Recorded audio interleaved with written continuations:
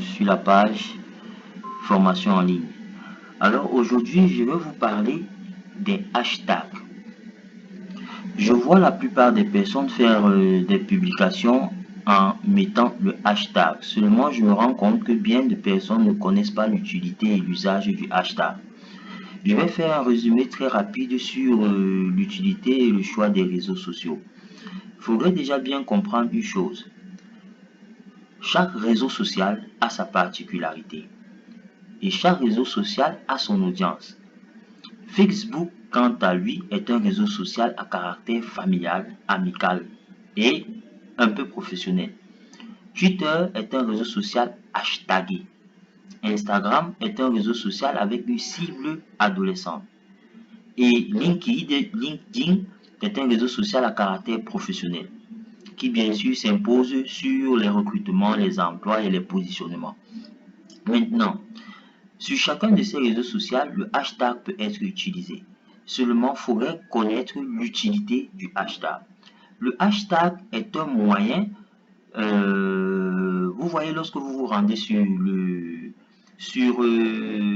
Google et que vous rentrez une recherche, le moteur de recherche Google fait la recherche sur votre mot-clé en fonction de ce qu'on appelle en informatique une indexation.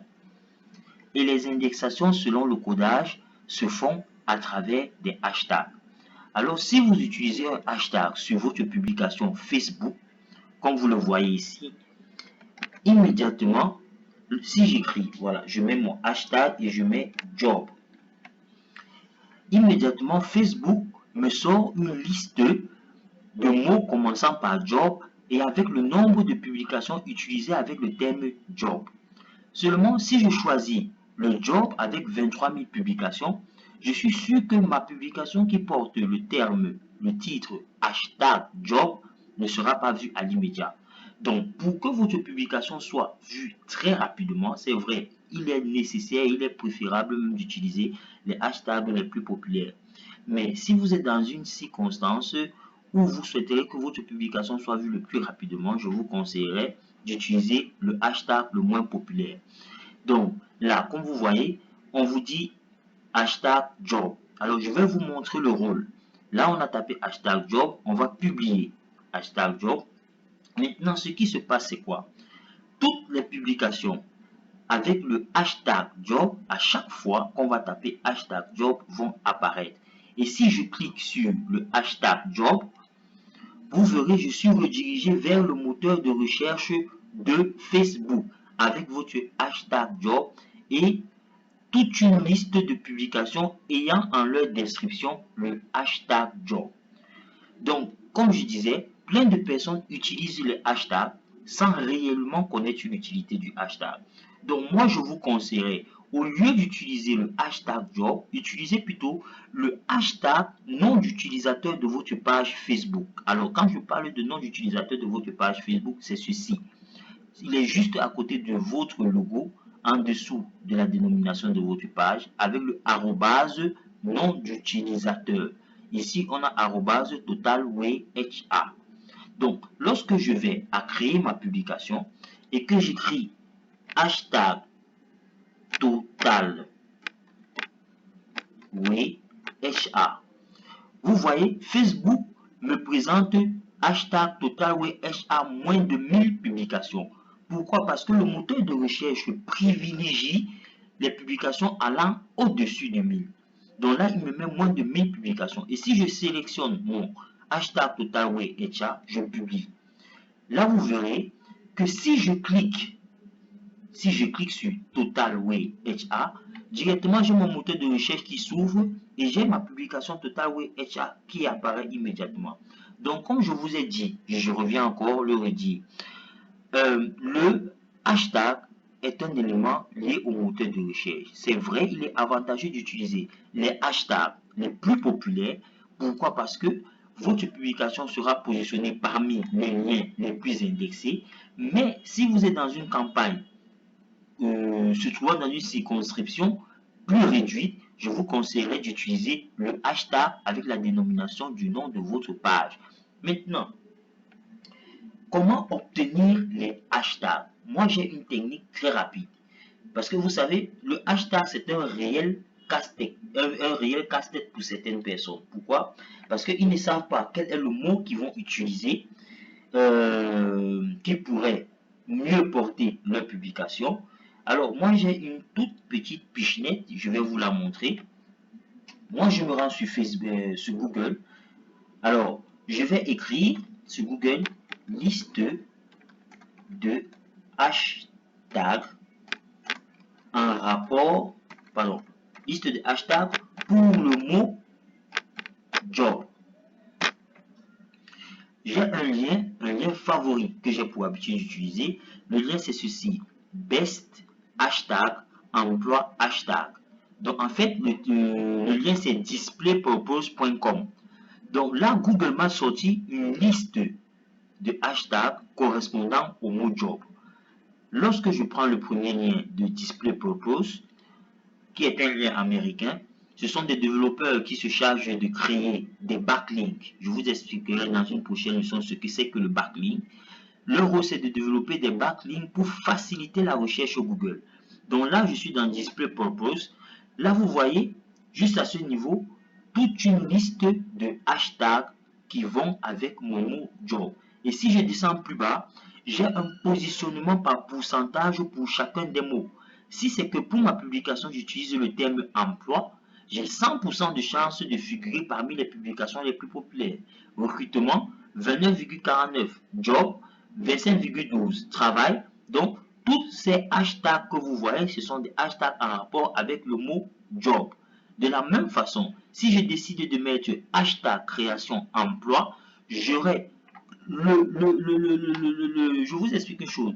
Le positionnement des hashtags ne se fait pas seulement sur Facebook. Pourquoi? Parce que le hashtag va au-delà de Facebook.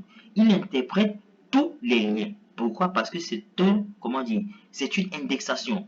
Et les indexations fonctionnent avec Google.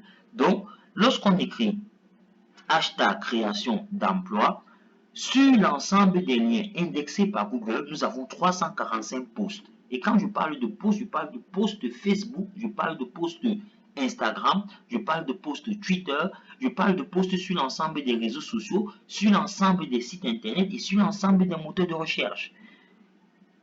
Donc, même dans une autre leçon, je vous l'expliquerai aussi. Donc, revenons maintenant sur notre publication. Bon, là, j'ai supprimé les hashtags. Je vous ai montré comment obtenir plus facilement les hashtags. Donc, retenez déjà ce lien. Le lien besthashtag.com. Je le mettrai en description de la vidéo. Et le lien displaypurpose/hashtag. Vous pouvez écrire displaypurpose.com/hashtag/hashtag/ le nom que vous voulez. Comme là, par exemple, j'ai recrutement. Si j'écris travail, voilà, il me sort un ensemble de hashtags en rapport avec le travail. Alors moi, ce que je fais, c'est que une fois que j'ai fait cette recherche, je copie tout simplement les hashtags qui sont là, je rentre sur ma publication, je rédige ma publication et je colle tout simplement le hashtag. Donc ce qu'on va faire, c'est qu'on va faire une petite publication avec les hashtags pour job. Revenez, regardez bien. Je repars sur ma barre d'adresse. Je vais écrire displaypurpose.com/hashtag avec s/hashtag sans s pour indexer le mot. Le premier hashtag avec s, c'est pour indexer l'ensemble de mots. Le deuxième hashtag sans s, c'est pour indexer le mot. Donc là, je vais écrire job.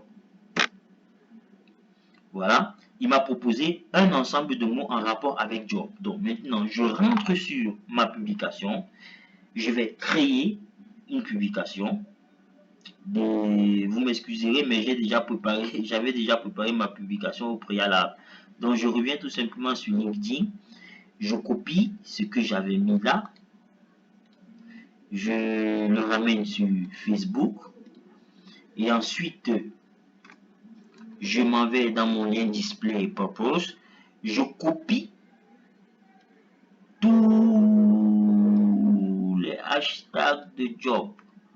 Je reviens et je colle. Aussi simplement que ça. Maintenant, je m'en vais chercher mon image.